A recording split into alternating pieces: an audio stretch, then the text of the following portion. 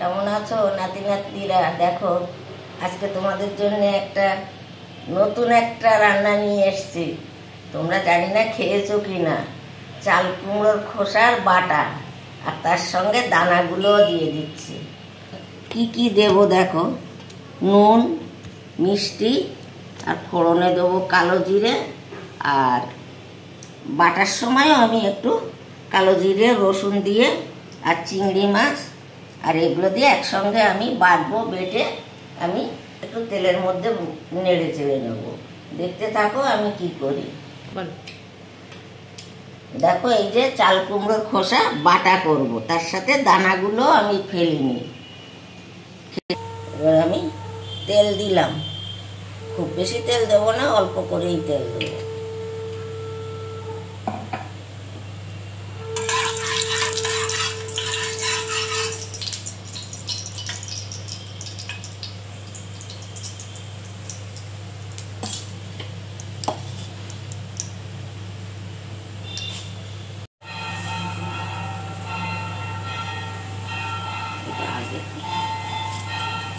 চেরা বুঝবেন,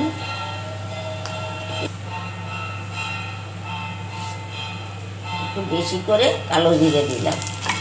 এর মধ্যে আমি কাঁচা লঙ্কা আর রসুনটাও দিয়ে দিলাম। দেখো এটা একটু ভাজা ভাজা হলে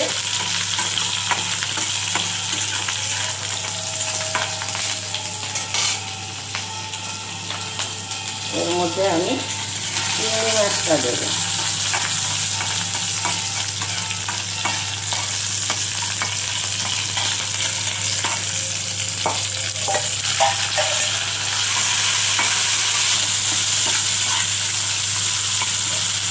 এটা ভাজা হবে, তার মধ্যে আমি বাটার মধ্যে আমি হলুদ দেবো না। হলুদ দিলে ওই খোসাটা যে সবুজ সবুজ রঙটা থাকবে না।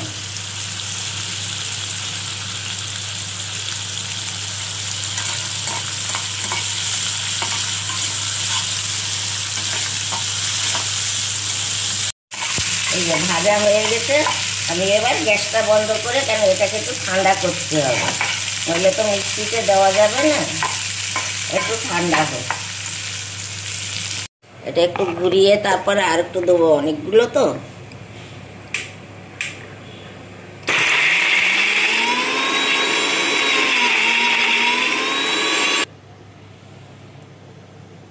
দেখো কিভাবে বেটে দিচ্ছি।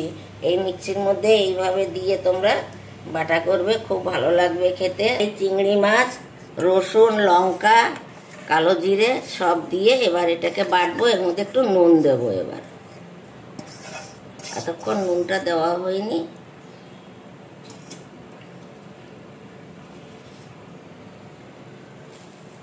এবার এই নুন টুক দিয়ে দিলাম, দিয়ে এবার আমি বাটবো।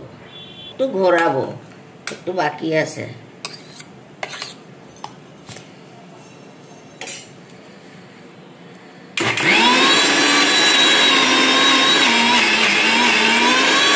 তেল দিয়ে দিলাম, দিয়ে এবার এই যে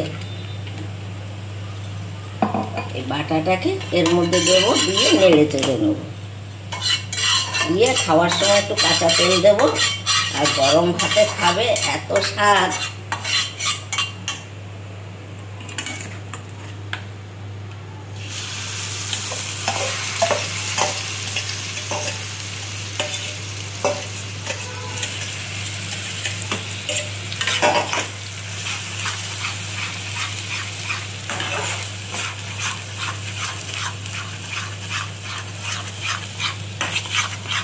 এর মধ্যে এবার আমি মিষ্টি দেবো। ঝাল মিষ্টি টান টান হলেই খেতে ভালো লাগে।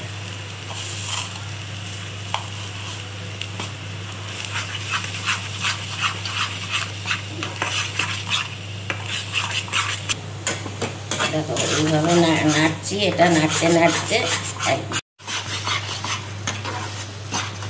এই যে দেখো কড়ার মধ্যে নাড়ছি, এইভাবে নাড়তে নাড়তে জিনিসটা বেশ কড়াই ছেড়ে আসবে।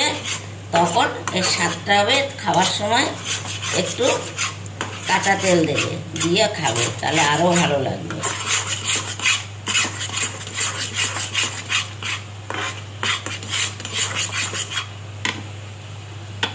হয়ে গেছে, এবার আমি গ্যাসটা বন্ধ করে নামিয়ে দেব। কড়াই ছেড়ে গেছে, এবার এটা পুরোপুরি স্বাদটা চলে এসছে। দেখো, গরম ভাতের সাথে খেলে এত ভালো লাগবে, আর কিচ্ছু লাগবে না।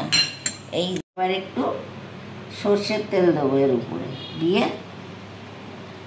গরম ভাতের সাথে খেলেই হবে।